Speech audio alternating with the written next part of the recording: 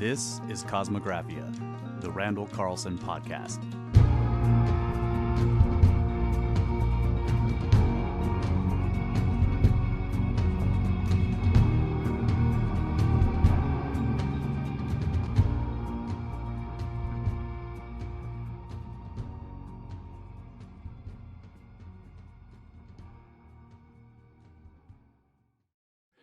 I think you'll find that this is rather interesting. Let's tell them, okay, share. Here we go. George, when were you guys at Laramie? When was that? 2010. Okay. That's where I went to college. So. Oh, really? Yeah. Wonderful school, man. I really enjoyed that trip. I drove up from Denver with Malcolm LeCompte. Nice. And me and Dr. LeCompte had a great drive up the Front Range and drove into Laramie, and it was colder than hell. And yep, it's freezing in there, but anyway. And then we got in there. Hold on, while Randall's finding it, then we get in there, get to this conference, find out the guy had done it wrong, and we're like, oh God, he hung his head. We knew he'd done it wrong. Yeah. You're kind of hoping he'll go back and do it again, and then you get out in the hallway. And it was Mean Girls. Oh, wow. Oh, yeah. Wow. It was so bad and so petty. Wow. And just, I literally had not felt that kind of social rejection. I felt it a few times in my life. I won't detail some of it, but I remember, just being a guy with glasses in sixth grade that was into science, I wasn't the most popular kid, and we sure as hell weren't popular there. They wanted no part of it. There was no getting out in the hallway and can we collaborate. We were absolute nuts who had come up with a theory that needed to be killed, and they were going to do what they could to kill it. And what year was this? That was 2010, and we stopped going to conferences. Uh-huh. We had gone to AGU the previous 3 years. I'd gone to San Francisco. I went out there twice with them. The big confab. Now they switch back and forth between DC and San Francisco, but they just had it last week. It's the same week in December every year. We went out in 2009, presented kind of good debates, or in 2008. We released it in 2007 at the regional thing in Acapulco. Then 2008 went to AGU, 2009, 2010, then went to Laramie and got treated so poorly at those last three public presentations where you did the posters and stuff, that the lead authors, including Dr. Kennett and Dr. LeCompte, Dr. West, and Dr. Kennett's son and other people, they said, we're not going to do it anymore. We're going to work on the papers. We're going to work on the data and the papers. We're not going to go in academic and convention settings and hang around a bunch of people who don't want to ask us legitimate questions anymore and have a legitimate transfer of information. Mm-hmm. They were wanting to kill us. So we haven't returned to those conferences. I say we in a broad and, deferential sense to the lead authors, but they have chosen to no longer go out. Now that there have been some exceptions, they've gone to Bern, Switzerland for Quaternary International 2013 or 14, I think. And there's talk of maybe sticking your head back in some of these things, but it's a lion pit, and if you can spend your time back at the typewriter and back at the lab and back at the TEM, and put out the quality papers that they had, that's better than going and taking grief from those punks, I mean, yeah, if it was legitimate criticisms, but from what I've seen, you can't characterize it that way, because what it is, it seems more assassination. We've got to suppress this heresy. That's pretty much what I've seen is that. Well, let me give you the good news. And this is, it's not even circumstantial evidence. It's hearsay and word of mouth. Okay. Mm-hmm. But it's coming around that I'm in touch with these scientists. I manage, for instance, our little private Google thread, we're kind of taught the various co-authors, and we're able to, you're kind of able to keep up with things and then chat on the phone with them from time to time. And one in particular. And it appears to most of the lead scientists that they are getting much friendlier receptions in the halls really? Of academia. Good. Oh, Good. yes. Great. And then you look at the critical papers that are still being published. There are not many of them. It's tailing off. But we had one come out just last week, and you can find that on the bibliography by clicking the top right of the Cosmic Tusk and going to the very last paper. that a very, I would say, detailed, kind of a little bit overwrought critique, point by point by point, of the glaciers and ice paper in 2016 in Nature Research. We published 2 papers. No, it's Journal of Geology, excuse me. One on the charcoal evidence of fires that are found in ice, and and then the other one in lake varves and all of that stuff, and how you find evidence of a global conflagration at that time. They refuted that, and then we counter-refuted it. The people who were refuting it, they only found 4 of them, and only in 3 of them have been regular, consistent, persistent critics since day one. Okay, so when you get in one of these fights, you're never going to get rid of the early dead enders. Has anyone joined them? No.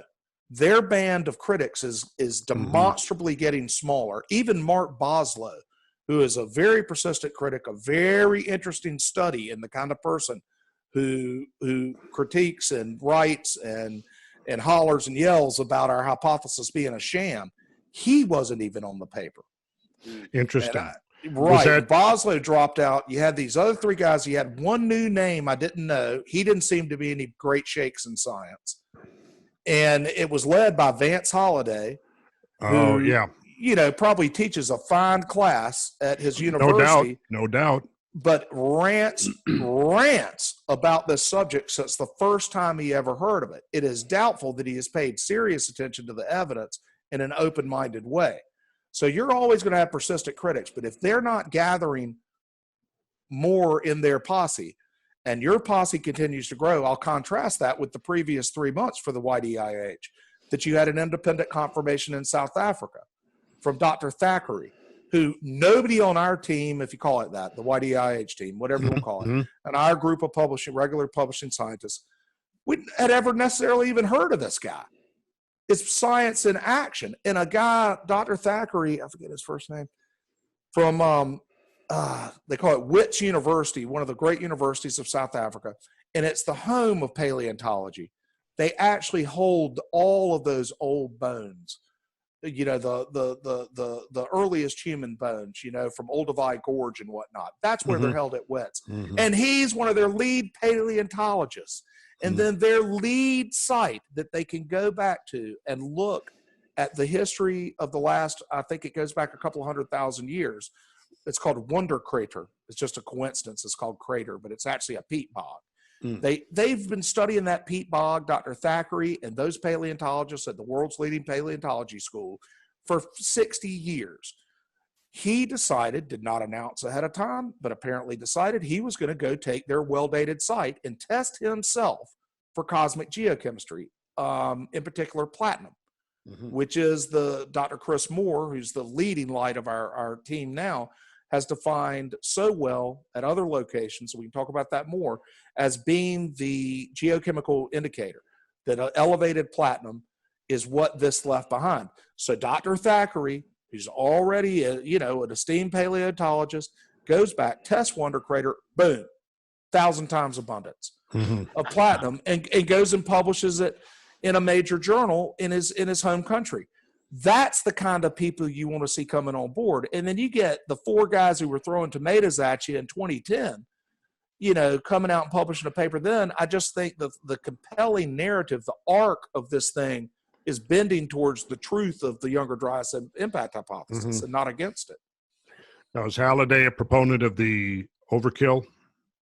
He is, I believe. Yeah, I believe that's correct. Yeah. And that just takes, you can see for a fellow like that, I'm not going to say it's understandable or justifiable, but let's put it in context. He's towards the end of his what's been a distinguished career in most estimations. But everything he has said about his period now is pretty much wrong. Okay, so what do you do with that? I think I would find that hard in my business. If I found out that compensatory environmental mitigation banking was an absolute fraud, and someone was publishing papers on a regular basis that said so, and I might just go to my grave, you know, sticking by my guns. But so you can kind of see how this stuff develops. It's unfortunate. It's the cynical side of science that you've defined pretty well over the years. Yeah.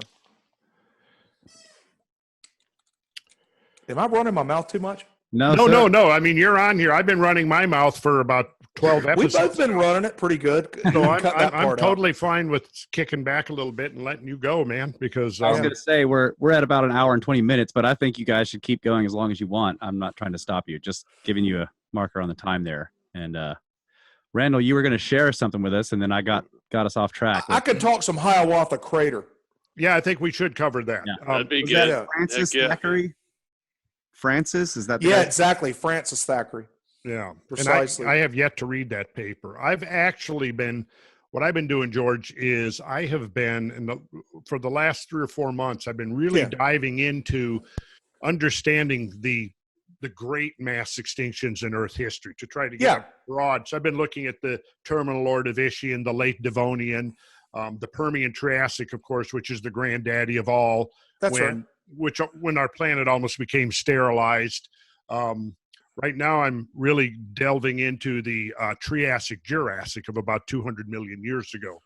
Yeah, you're focusing on those distant stars with the Catastrophist telescope.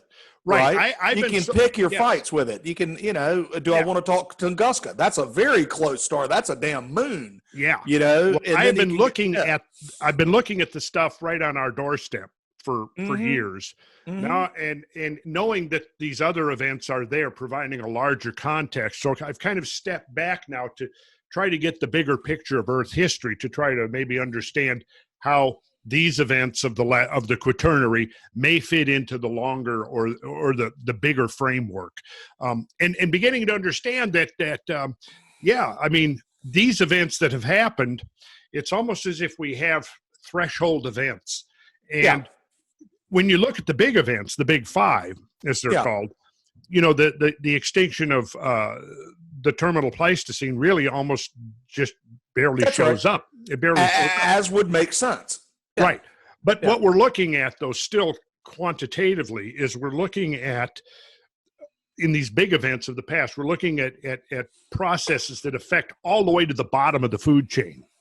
Right. Whereas for the most part, the late Quaternary extinctions was the top of the food chain, which of course is an indication, really, I think, of a measure of habitat loss. As you destroy habitat, the species that depend on that habitat go down with it.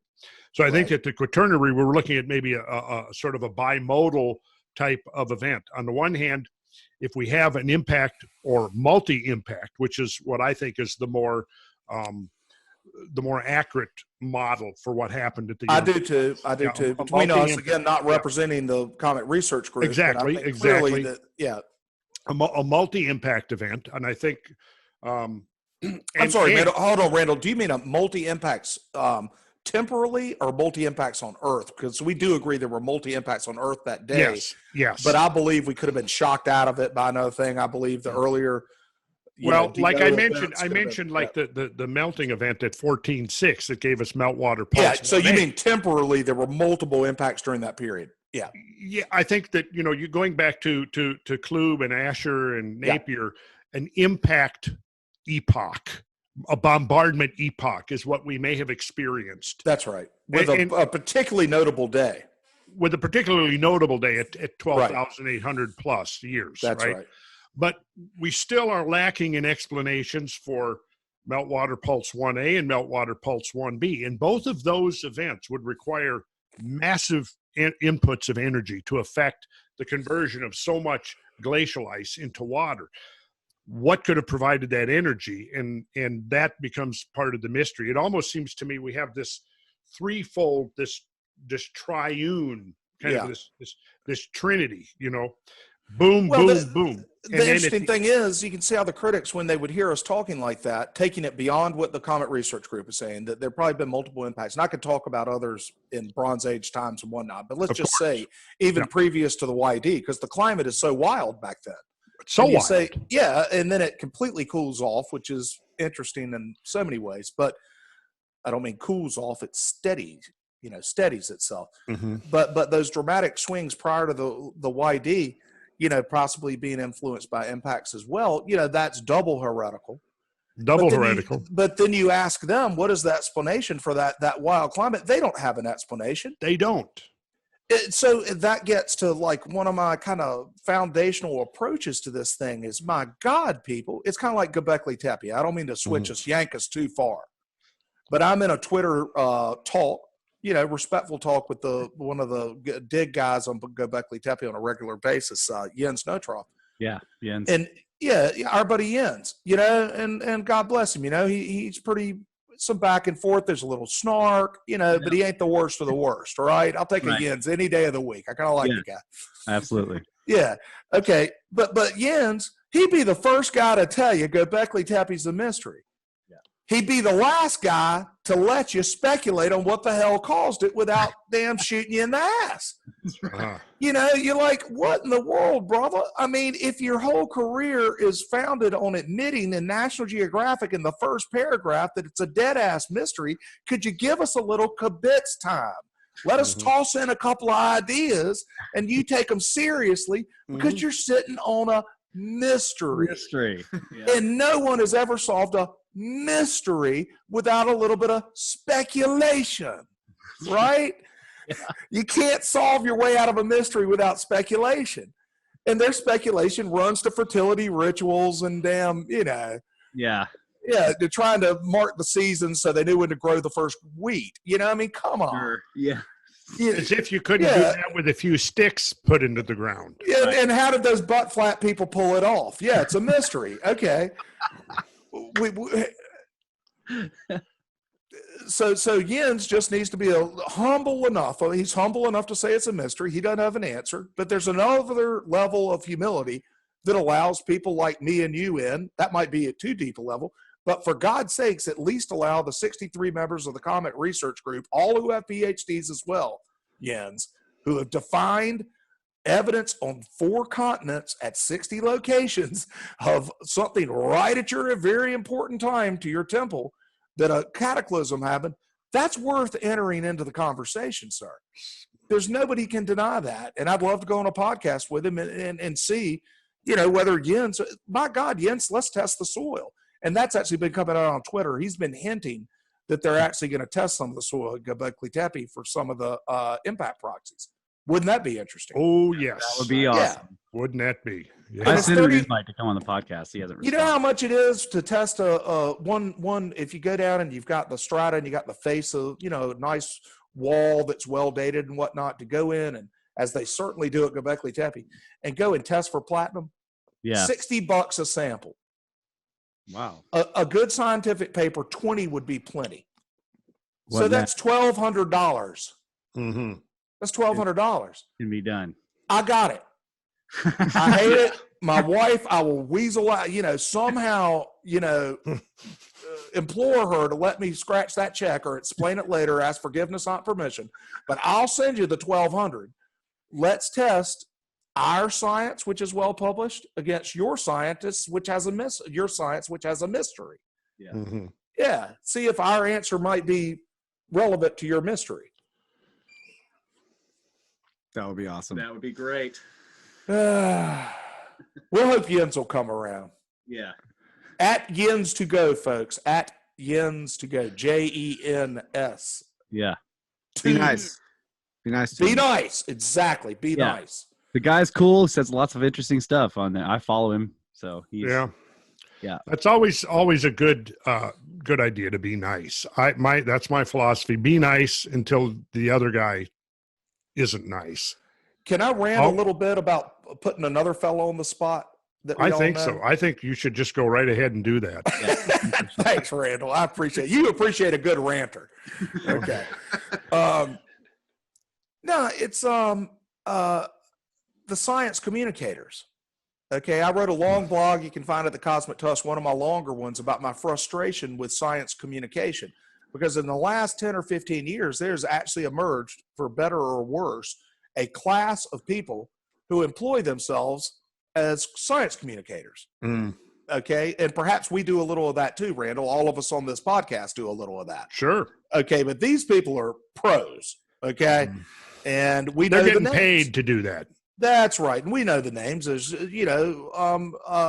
William Nye, the science fellow. Yeah. Right. Okay, and then you got Michio Kaku, the guy who really believes there's a big threat from space, but it's not really that big of a problem. Okay.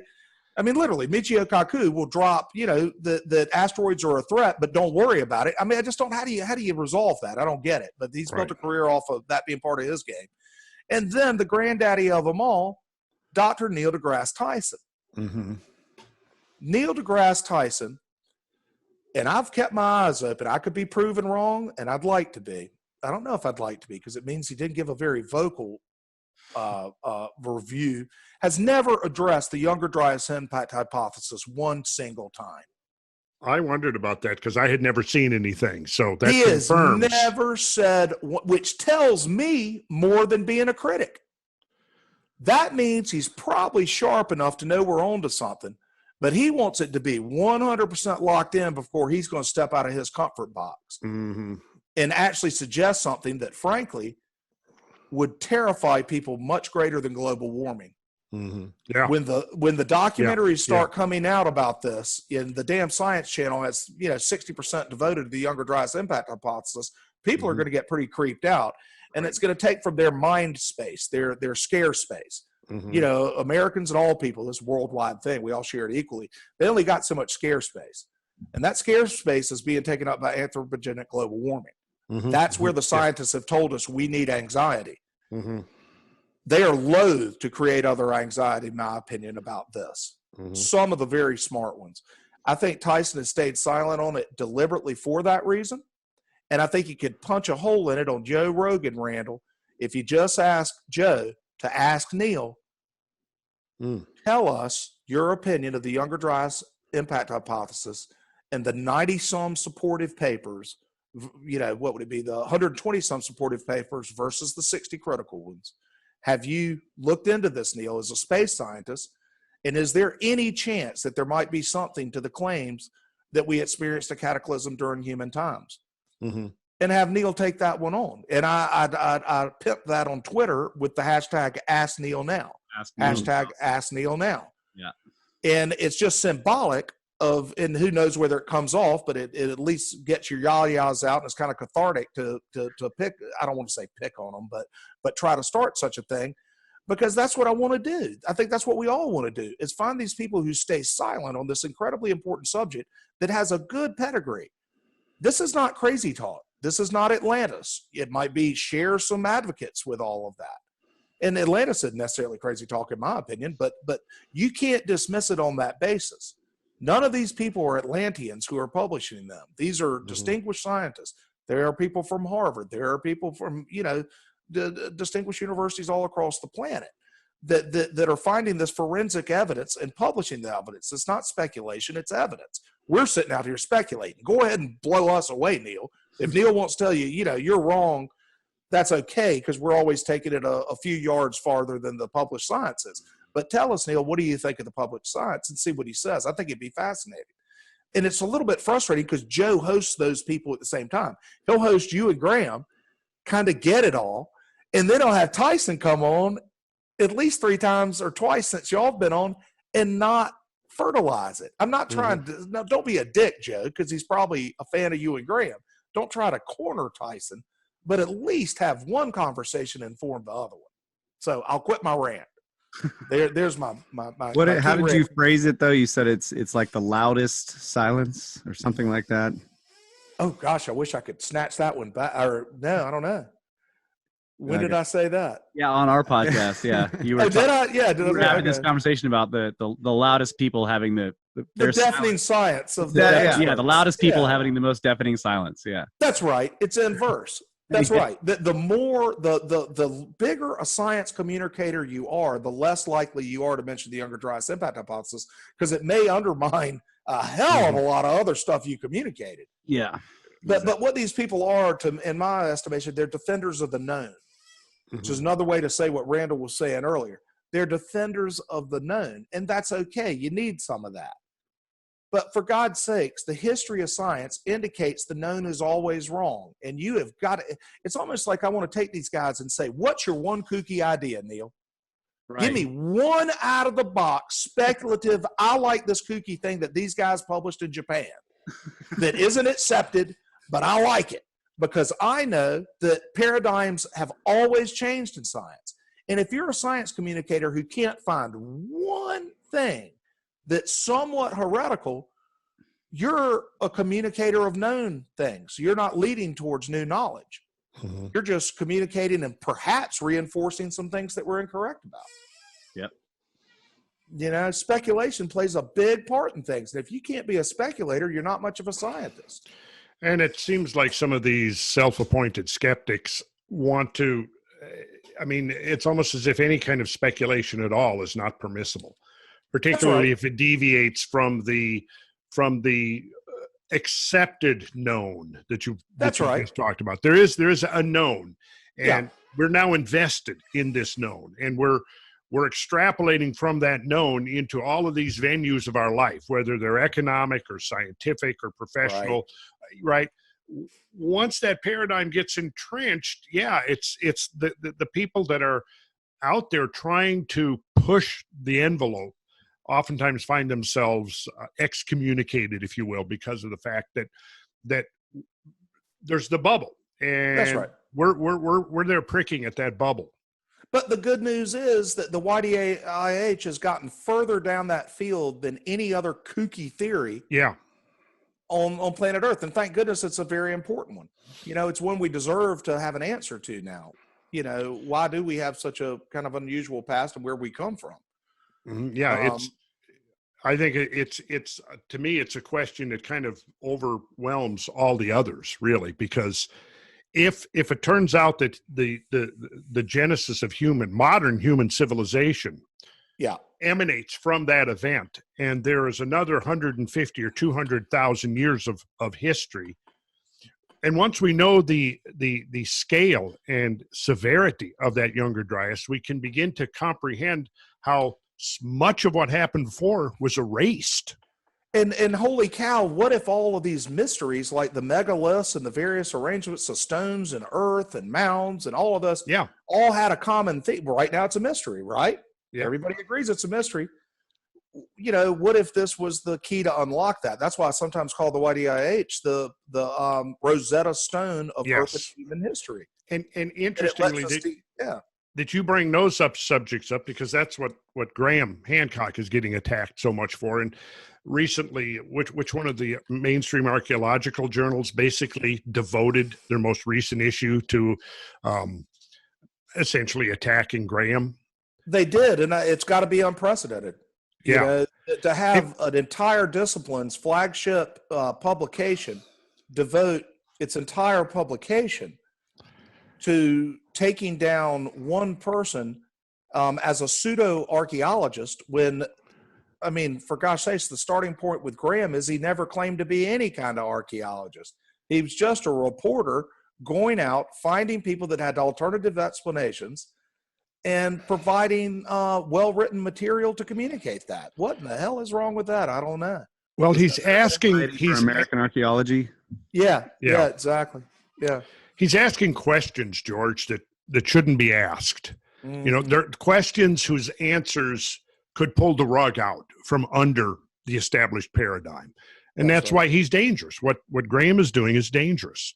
And really what the younger Dryas, the YDIH, is doing is dangerous to the status quo, because it upends a lot of things that have become very entrenched across the 20th century.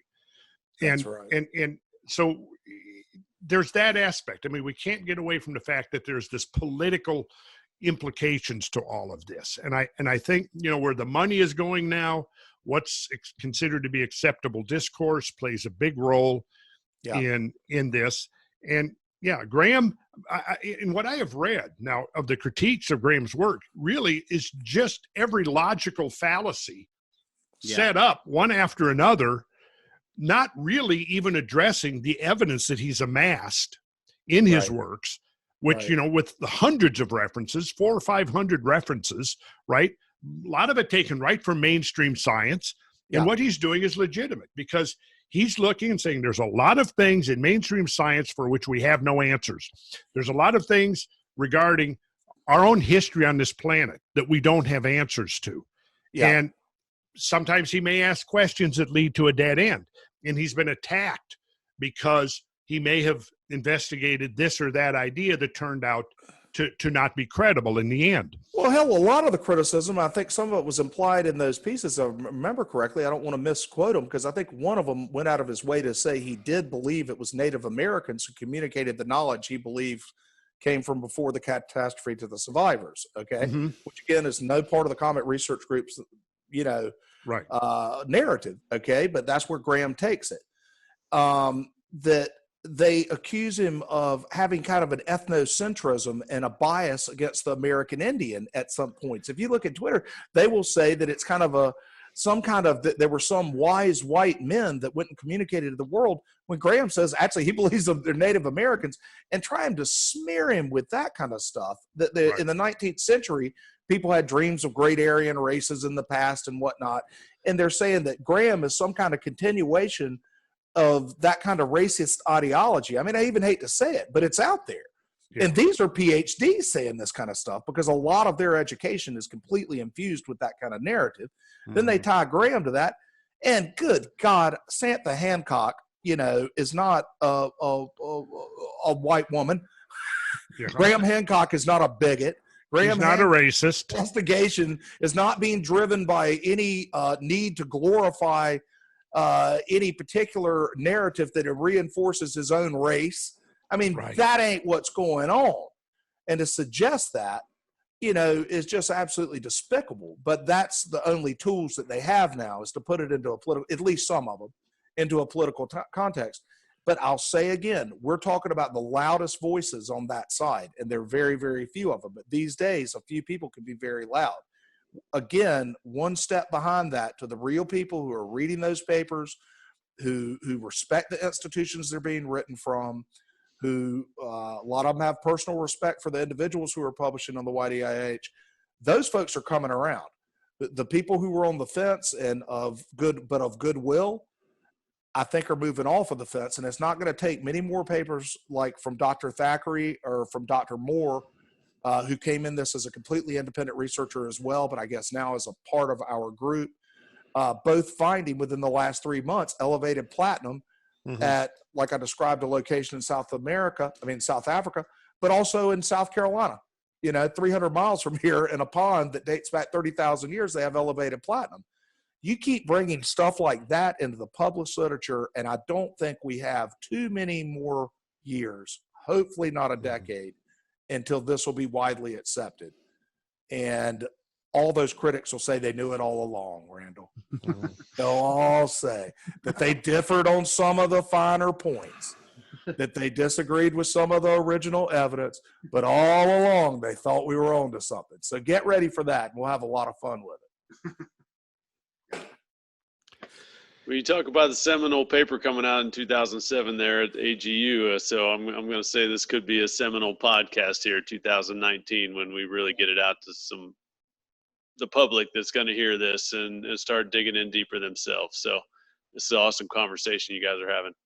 Yep. Well, yeah, and I would, definitely going to pick up some of the high points of this conversation to elaborate upon in the next podcast or two, to really try to educate people and provide a source of information and insight into this really important subject here. And not that I have the final word or anything, because I certainly don't, but I have been looking at it in depth for a long time. And Randall, you're a true science communicator. It doesn't mean everything you say is right, but you're communicating both science and responsible speculation. There's nothing wrong with that. Wait a second. You said that everything I'm saying is not right? Is that what you're saying? Everything you said. We bring you right on here, George. You do not know. And you. George, what. I would be the first one to admit I know you would. that I don't have everything right. And I would also the first one to admit that occasionally I mispronounce a word. I do. It's that lack of a PhD in the relevant discipline. Yes. I am trying to find here. Oh yeah. If you don't mind, I'd like to close because it's kind of the anniversary of it and talk a little about the Hiawatha Crater. Yes. I would love that. All right, ladies and gentlemen, we are back from a short break, and we're going to switch subjects slightly here, and George is going to tell us about the Hiawatha Crater. Thank you. Appreciate it. It's interesting because this is the anniversary of this subject. And about this time last year, I was completely beside myself with excitement.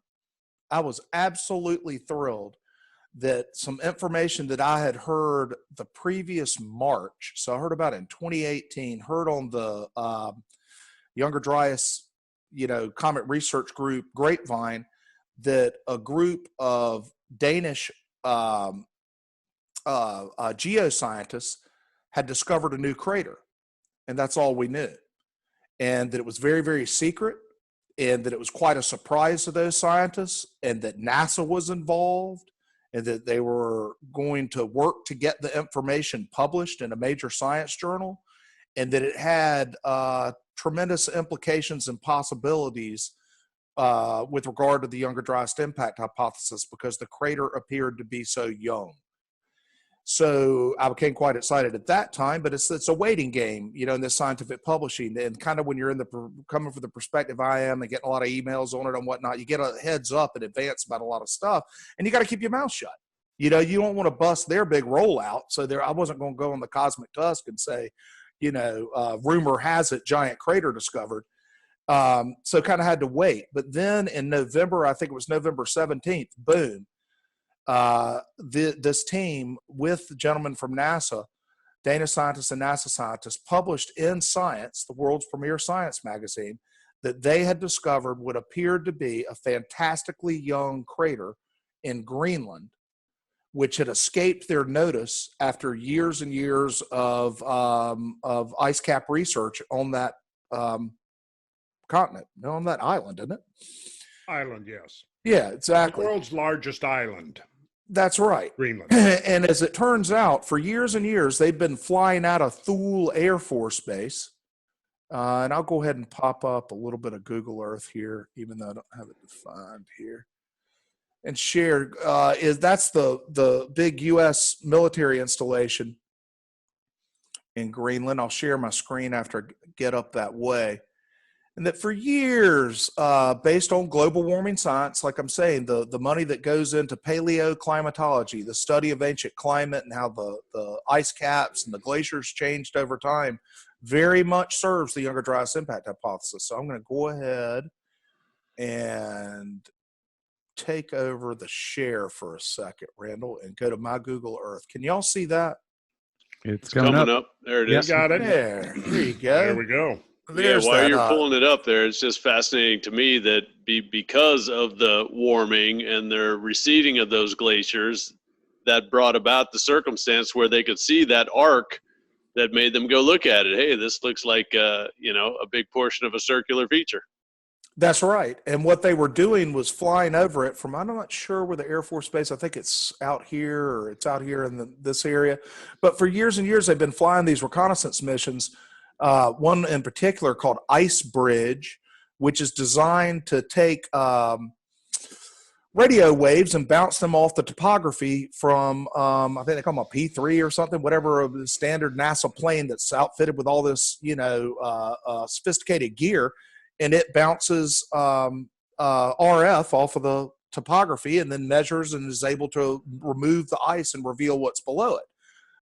So these flights have been going on for years, and then someone noticed that they had some strange radar tracks, and all of this is well documented in the brief spurt of coverage that came after that. And what they realized that, see this kind of hemisphere here? Yep. That's actually a crater. See all that melted ice there? Boy, it makes you wonder why the ice is melted right there and nowhere else within 100 miles, doesn't it? Huh? In fact, that's a new picture. That wasn't like that last year. There was that's updated. Right. And that resulted in what was then named, and I will call that up right now. Can y'all see this? I'm going to switch it right now. Okay. Here's a blog from the Cosmic Tusk. I did about probably 10 of them on Hiawatha Crater. But what they did was flew this with the ice penetrating radar and determined that there was a bowl beneath that hemisphere within the rock, that there had been, apparently, to anyone's assessment right away, I think I've only found one dissenter within the scientific community that has actually said publicly that he doesn't believe it's a crater, and he's one of the holdouts on the YD hypothesis, right? Makes sense. But discovered that there was a 22-mile wide molten bowl of impact-induced rock, otherwise known as a molten crater, in Greenland sometime relatively recently in the geological past. And if you go to any of the previous, I guess y'all can still see my... We're looking at your browser here, yeah. Yeah, so you can see my browser, and you can go through the Tusk, and there we go. Oh, Boom. yeah. See the plane fly there and slice it all? Yep. Oh, And that nice. revealed as distinct a classic crater as it probably, right up there with any that ever been identified, right there in front of our eyes with U.S. planes and U.S. Military planes and scientific planes flying over it for decades. And no one had ever noticed a brand new 22-mile crater.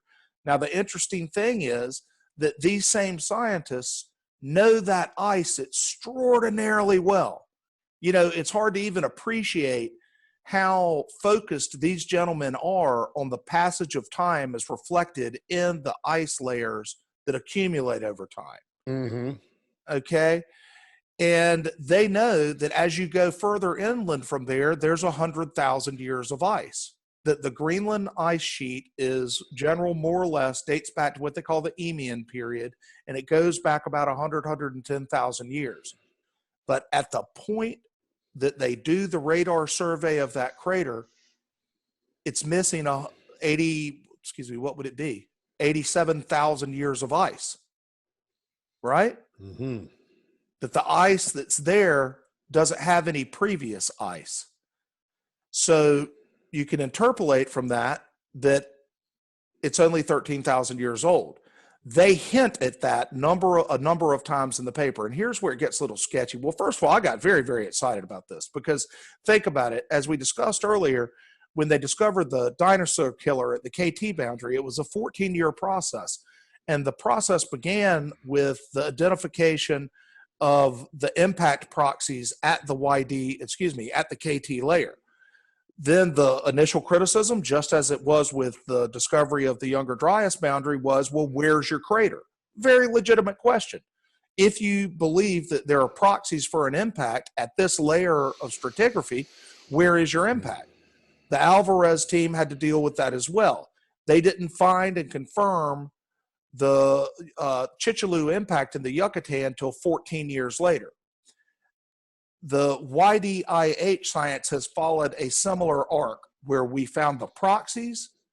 The crater was always a weak point, very much so. We would have been the first to admit that. We think we should have found a crater. There are a number of other suspects. We think there were more than one impact. We've got a couple of candidates that were less dramatic than this that we already had already speculated about.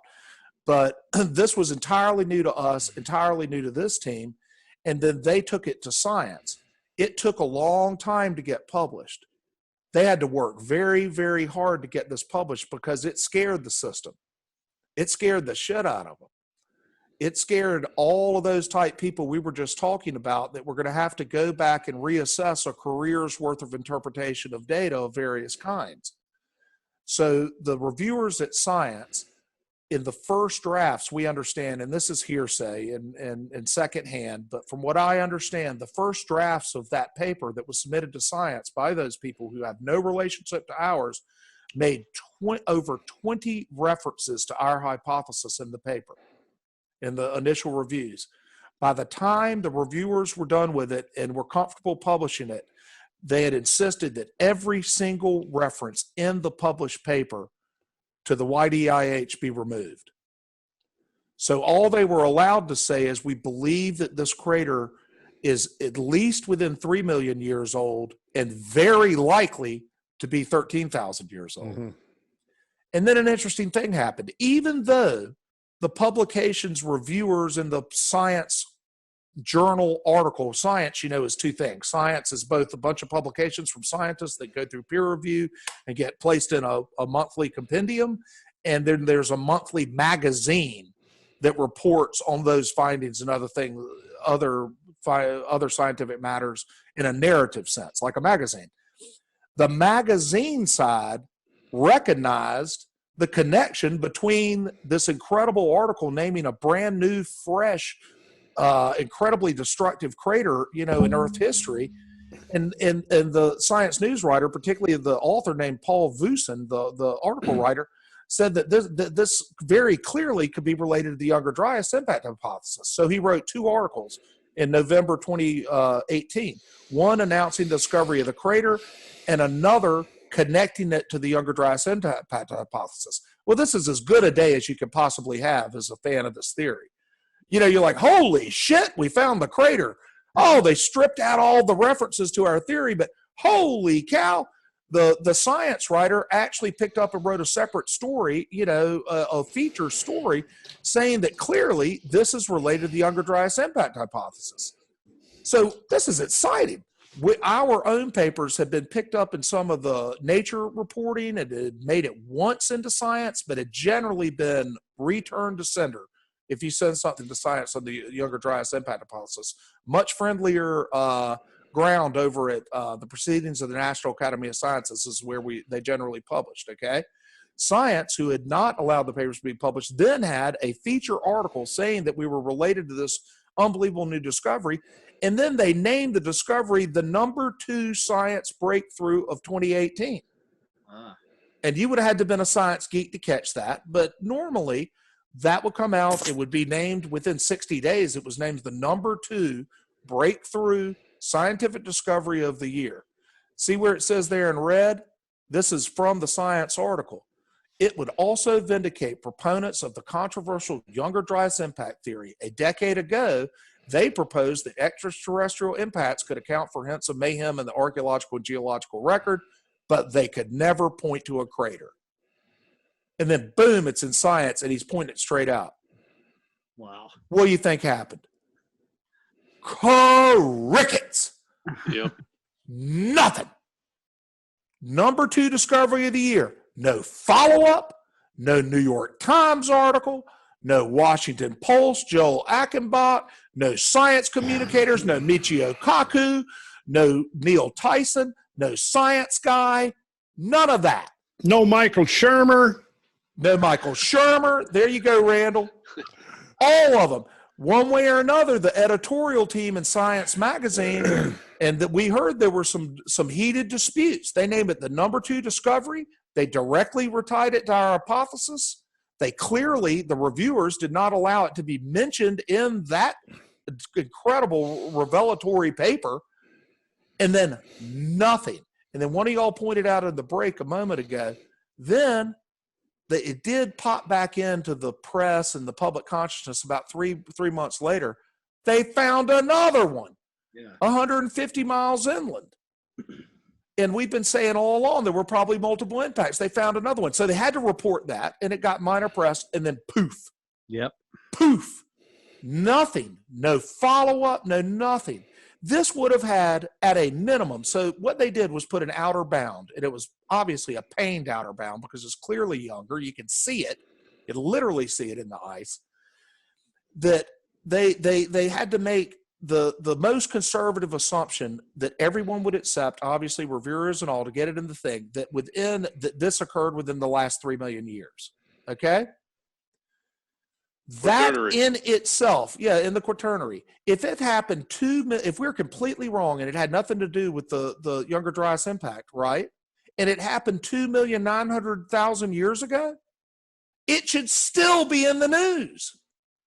There were people walking the earth at that time. And there are Homo sapiens, or actually it had been a little bit pre-Homo sapien, if it was at the outer limits of what they accepted. But within the human experience, there would have been an event that created a 22-mile wide, 2 of them, the other one smaller, molten bowl of rock in the northern hemisphere. That's an incredible story.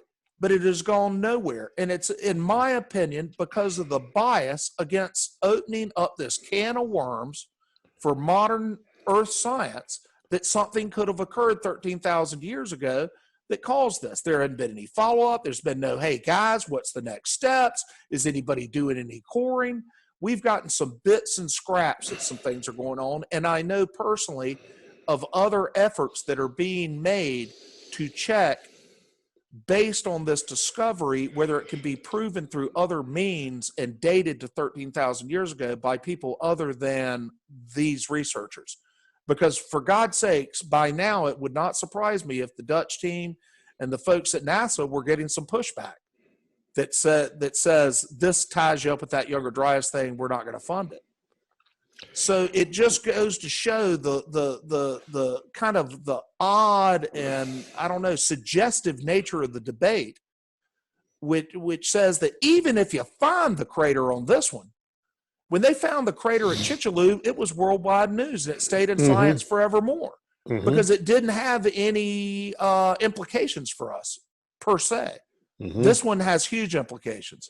If they come out with another paper that says we have it reliably dated to, the last, within the last 30,000 years or whatever, or 20,000, I doubt they're going to get it. They actually, theoretically, not even theoretically, they could forensically get it all the way down to the year, but I would doubt that would be the first report, the next refinement of the time. But if they did report it happened, it would flip science on its complete back. So it's always difficult to get that knowledge out, but I wish them well. I've asked them on Twitter, have not heard back. It's again a deafening silence on what efforts are being made to date that crater. Well, they'll gradually come around. Well, I think getting, sorry, Randall. It's getting too close, like I said at the beginning, to the A word part 2, asteroid. Yeah. Impact and of possibly things that would affect culture and our development as a civilization. So is there something deep within our memories, as Randall has discussed in several of the videos going back 10 years that I've been putting out? Is there some kind of genetic memory of this kind of destruction that people don't even want to face up to? They don't want to hear anything about an asteroid or a crater. Yeah. Are we a species with amnesia? That's the same argument right there. Yes, exactly. Yep. Well, I think there's also a component of we do not want to supersede the discussion of anthropogenically driven climate change by bringing in these potential other factors that could divert the conversation from that, because I think there's definitely an attempt to keep the discussion focused on that to the exclusion of perhaps, natural factors that could actually make the slight increase in carbon dioxide pale into insignificance. And I think it's kind of a benign conspiracy with dramatically negative, deleterious effects. I don't believe that people are getting on conference calls and saying, hey, we got to cover this thing up. No, exactly. No, I agree. No, it's a natural thing. I hear that theory's a little kooky. Let's not design the test, to see if we could disprove the younger Dryas impact hypothesis. That's too much, and that it influences the grant making and whatnot, that it's just too uncomfortable, that they don't want to bring it up. And it's not, which I guess is a conspiracy in itself, but there's just something going on. And I don't mean to point it out as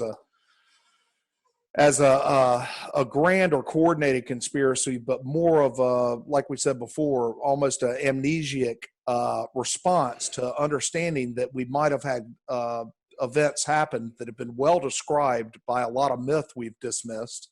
It brings that all into play. John Anthony West called that the common front of silence. It is a way for people protecting a paradigm to defend against some radical theory by just not addressing it, never allowing it to become part of the discussion. A common front of silence. Yeah. And I think we've gotten past that. We're somewhere in the middle between that deafening silence that probably so many scientists went to their grave, having had an insight that didn't make it out. And I worry sometimes about some of the older people on our team experiencing that same disappointment, or their families experience that disappointment, because a lot of these folks are older. And I'm 53. I think within 20 years, hell yeah, that's going to be commonly accepted, and we'll have a Snoopy dance, woo, Cosmic Tusk was right, whatever that's like, but it's just, science only changes a funeral, one funeral at a time. Yeah. One funeral at a time, et cetera, and so forth. And I hope that we've got on our team some Harlan Bretzes that will, get their acknowledgement, before that day comes. And I feel that it is, because this is not total silence. It is being taken seriously. I'm a little bit disappointed. It's funny enough, we've expressed a lot of disappointment with maybe scientific publishing and mainstream or general paradigm science. But there's another aspect here that I just can't figure out, why TV hadn't seized on it.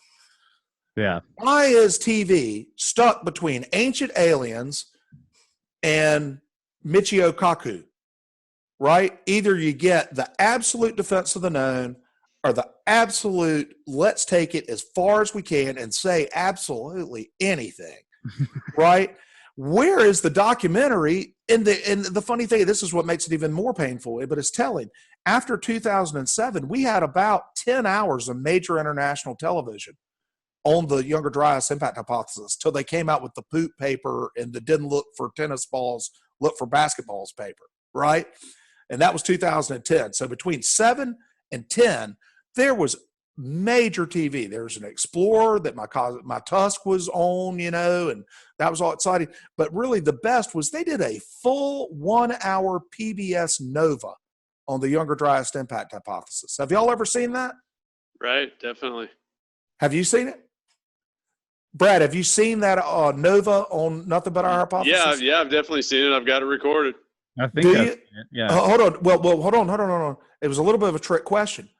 WGBH took it down. You can't get it streamed by PBS anymore. Right. I'll put it back up. No. A guy named King Asher, at least is his YouTube name, keeps it up. Yeah. Okay, and Good. on YouTube or something. Yeah. That's where you've seen it. You can still see it.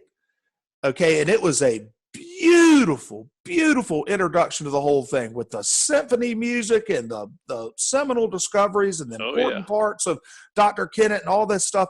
And then the critics, and we do not know what happened. And I look forward, if this thing ever becomes, more in the public consciousness, some enterprising reporter is going to go run down the history of WGBH, getting a few emails from somebody saying that's pseudoscience.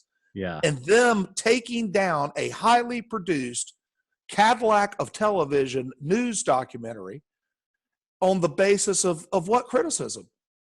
It was a beautiful episode. So you wonder, why hadn't somebody picked up Hiawatha Crater?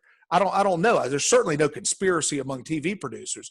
It's just, I think we all know enough about this, and it seems like a bigger subject than it is. But why would it take off 2007 to 2010 and then just die on the tube from then? And I look forward to it coming back. Because there's no zombies. You got to have zombies. Yeah, you got to have a zombie. But a damn crater, 22 miles of molten rock, and mammoths getting incinerated, and paleo Indians. Yeah, you think it would? I think the story would have huge appeal. I mean, I don't know why it hasn't been picked up. I mean,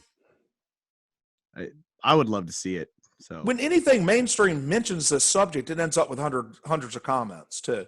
Like Fox News, they did a little thing on the Thackeray discovery, or maybe it was Chris Moore's elevated platinum, the wonderful paper that you can also see on the Tusk, him finding the elevated platinum in September.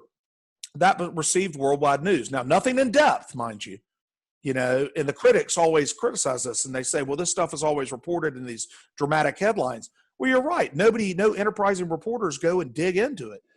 But yeah, so that all comes out, and very little follow-up. You just don't, it never goes anywhere. It goes to the podcasts and the sensational headlines, and there's no intermediary investigation of it by science journalism or communicators.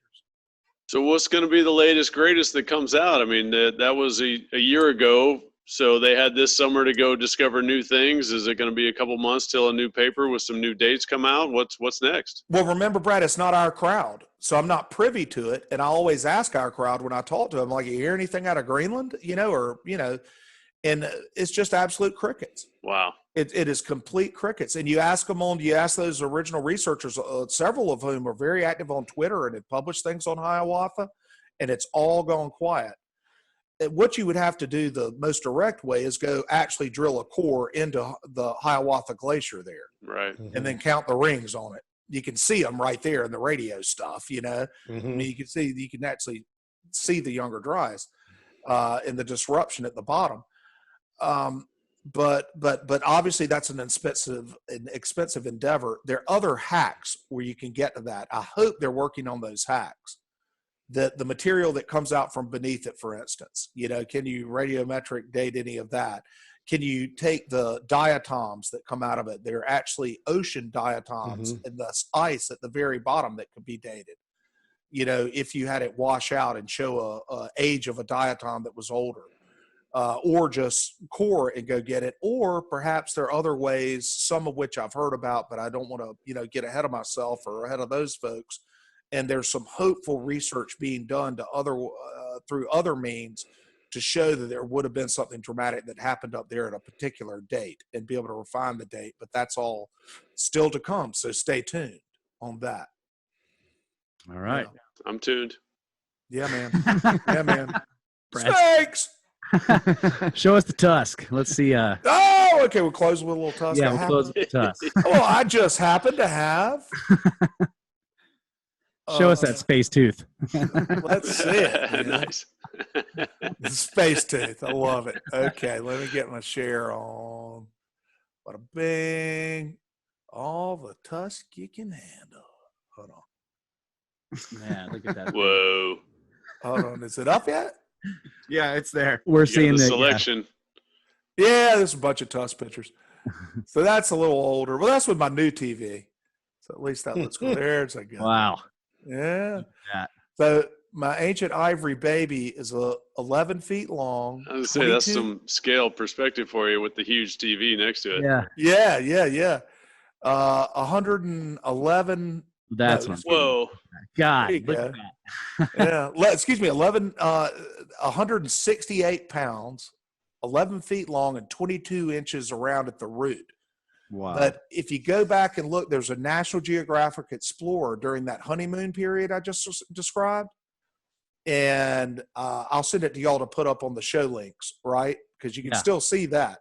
It's a good explorer on the whole thing. And this tusk starred in the Explorer episode as a red herring for the Younger Dryas impact hypothesis. See, it is not related to the 13,000 year event. We proved that. We were excited initially it could be. And what happened is, in the very earliest days of this, Dr. Firestone and Dr. West had found some materials that they believed, well, they did show elevated nickel, iron, splattered or embedded in some pieces and parts, if you will, right? And that was a little bit a part of the initial paper. And indeed, it got into Nature. It was funny. There was a honeymoon period. And the tusk was shown in Nature, this tusk. But this tusk was found when they were recreating those initial discoveries of pieces and parts for National Geographic. So if you will, in 2009, National Geographic went out and did a whole episode on our theory and had Dr. West recreate finding the other pieces and parts. And he did that up at Canada, Calgary Fossils in Canada. And they were in the Tusk warehouse. And he said, well, shit, while I'm up here, why don't I look for some more? And he discovered this one. And the magnet came up to it. And there was obviously a lot of iron on it, which could obviously come from other places. I'm still an agnostic on this thing being related to something. I've got a punchline here. Okay. And then they used that as the prop for finding other tusks. So that was like the prop in the recreation of it. And then they offered it to our research team, the publishing team, if anybody could buy it or if the research team could buy it. Canada Fossils appreciated, or Calgary Fossils appreciated the attention from the show and said, we'll give it to you at a great price. I got the email and I said, I'll buy this thing. But then the dates came back, and that's recorded in that show too. Yeah, I won't say it's a disappointment. It was new discovery. That tusk dated to 38,000 years ago, plus or minus like 750 years. Mhm. Then a subsequent paper and the other pieces did too. So those original pieces, we don't ever claim, and our critics will say that we think we got tusks from the event. No. We tested them all. They all come from a previous disaster. And in 2017, we published, I'm not on it, but the group published about 6 or 7 of them, a wonderful paper that they went to the Natural History Museum in New York and went and found a selection of Ice Age material from Alaska that you find in heaps and find in great abundance, you know, when they're gold mining. And this one was found like that. And all of that stuff is chock full of ET stuff, but it dates to 38,000. So what that indicates was there was a previous catastrophe. They were even overhunting back then, I guess, huh? Yeah. That's right. That's right. So it's a little creepy that we kind of, the whole thing was a red herring that they didn't run out and investigate all that stuff because we're already stuck on this 13,000 year event. But it turns out the pieces and parts that you were finding in Alaska all dated to what was something that had a similar previous experience. Well, we'll have to devote a show to some of the chronologies of catastrophe because, yeah, that fits right in. You notice it does, doesn't it? It's 3 times the younger Dryas, right? Yep. I was going to say, isn't there a Heinrich event there at 39,000 too? There right all sorts of climate wildness and geomagnetic wildness. It was a wild time back there too. There's a reason to believe a lot of that ancient art that Martin Sweatman has so well defined, you know, the cave paintings that he says relates to previous catastrophes, and then the Göbekli Tepe relates to the Younger Dryas catastrophe, that ancient European cave art was actually pointing out this catastrophe. Yeah, in this recent thing that's gone up online after school, some of you guys, I think, have seen it. Yeah. I've got the timeline in there, and I've got some things set right at 39,000 years. But I don't have your tusk. I've got to add that. You're welcome to it. I do not have your tusk at that 39,000. So that's interesting. Just to be clear, George, it's got embedded in it magnetic and other materials. Is that what you were saying? Is that right? Yeah, it does. It's got a number of splotches. I could show you one. Let's see. Where's a good spot? It's got extraterrestrial materials embedded into it. Boom. Right? Yeah. See that? See that little circle piece? Mm-hmm. There we are. Yeah. That thing is an enriched, it's got 14% nickel iron in it. The only time you find natural iron is not enriched in nickel. Right. We didn't discover to do that till the 1800s, and it actually created the modern age, frankly, which is another weird thing. That until they started mixing nickel in with iron wasn't of much use. But this stuff is rich in nickel iron, which is not natural unless it comes from space. See another little blotch there and another one there and another. But then again, the physics of it have never made sense to me. I just don't think you're not going to experience a bunch of BBs from the thing. So I've always been a little bit of a skeptic on it. But again, the way Alan West and Dr. Hagstrom, who from USGS, who joined that paper, who I sent the core to, was actually tested by U.S. government scientists, and he actually is a total proponent of the theory that this stuff is difficult to explain unless you invoke an extraterrestrial cataclysm at that time. Yet it's also physically a little bit, I just don't see how the BBs hit it. So I'm not even a believer in my own damn tusk, boys. I mean, what do you say? But I try to, keep it in the road. Yeah. And that's you talk about a kooky caboose. That's one right there, but better stated as a red herring. But that's the tusk, fellas. Look at that. Wow. So we're still a little bit out of order here. We're not caught up with the current releases of the videos, but I think it was probably episode 11 or 12 where we do talk about the tusks that have those embedded in extraterrestrial metals in them. So this is going to be able to follow up some of that. You've got an actual sample of those. We do, and you guys need to have. I'd like to lead you down the road, and I know you. I'd hope you're willing to have Dr. Firestone or Dr. West or some of those guys on. Now they're hard to get to do this stuff because they're kind of a different generation. Know what I mean? But I think I could have them come on and talk about some of this, and obviously all the rest. You bet. We're counting on you're counting on you to be the bridge for that. So yeah, we would love to be able to talk to them, and ultimately, yeah, it's a conversation. They don't have to do anything special if they can tune into the conference call. Well, it goes without saying that there are another 50 or so people more credentialed than I am. So y'all are starting at the bottom. and you'll work your way up with credibility after the Tusk, okay? Well, you're a hell of a star, buddy. We really appreciate you coming on. This has been outstanding. It's a lot of fun. It's been outstanding, and we'd love to have you back too, bud. Definitely. Well, I love your show, and I know it's going to be super popular, and more power to you. Thanks very Brilliant. much. Awesome. Why we're Thanks, doing fellas. it. And it was really good to see your face again, George. And I really look forward to being back out in the field with you, exploring Thanks, something. man. No, we're going to definitely do that. Absolutely. Yeah. We got to wrap up here. Russ, let me you got wrap some up. rundown on some addresses and whatever's. Yep. So everybody can get a hold of us, Cosmographia1618@gmail.com. Don't forget to check the YouTube channels, Cosmographia on YouTube and GeoCosmicRex for lots of other videos. And what else? Oh, support the show, patreon.com/Randall Carlson. And thanks so much to everybody who is and has been supporting the show. We really appreciate that. We got other stuff in the works. We got a store coming, maybe some t-shirts. We're working on it. And also more, Brad's got a t-shirt there. Yeah, maybe by the time this is shown, we'll have a store up and get you some swag and some merch and some Cosmographia t-shirts and mugs and whatever you want coming your way. Absolutely. We're on it. And thanks for all the comments on YouTube and all the questions and everything that have been coming in. We are going to be addressing them. We just haven't gotten to it yet, but we will be getting there, people. So thank you so much for your patience on that. Some really excellent emails and so much good input. We wish we had more time to investigate all of them, but the best ones we're definitely going to share with everybody. Yep. All right. And I think that's it. Great show, gentlemen. Visit the Cosmic Tusk. That's right. CosmicTusk.com. See you, snakes.